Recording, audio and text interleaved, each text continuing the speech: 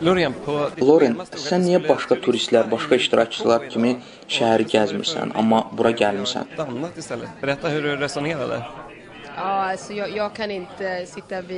Bu dəhşətlər barədə eşidib mən başqa cür edə bilməzdim. Mən heç nə görməmiş kimi içəri şəhəri gəzə bilmərəm. Bu sadəcə mənim üçün çox çətindir. Azərbaycanda insan haqları, qadın haqları hər gün daha çox pozulur və belə şeylərə qarşı susmaq olmaz. Şəhəri gəzmək əvəzinə mən bir neçə qeyri-hökumət təşkilatının ofislərində olmuşam. Demokratik fikirli insanlarla görüşmüşəm. Burada yaşamaq çox çətindir. Han har hjälpt mig att styra ihop ett möte med 3 olika organisationer kan man säga. Personer som jobbar med olika frågor här i Azerbaijan, bland annat kvinnors rättigheter, mänskliga rättigheter, yttrandefrihet och så. Det var starkt, väldigt starkt var det att vara här. Sənə çox şey danışıblar, çox şey göstəriblər. Onlardan ən çox təsirləndiyin nə olub? Gördüklərim mənə çox təsir etdi.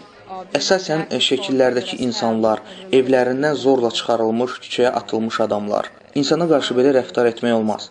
Sizə deyim ki, hər bir şəkil, danışılan hər bir həyat hekayəsi çox təsir edir mənə. Polis tərəfindən, məmurlar tərəfindən uşaqlara, qocalara, qadınlara, kişilərə, ümumiyyətlə fərq qoyulmadan cəmaata qarşı bu cür münasibət məni çox təəccübləndirir.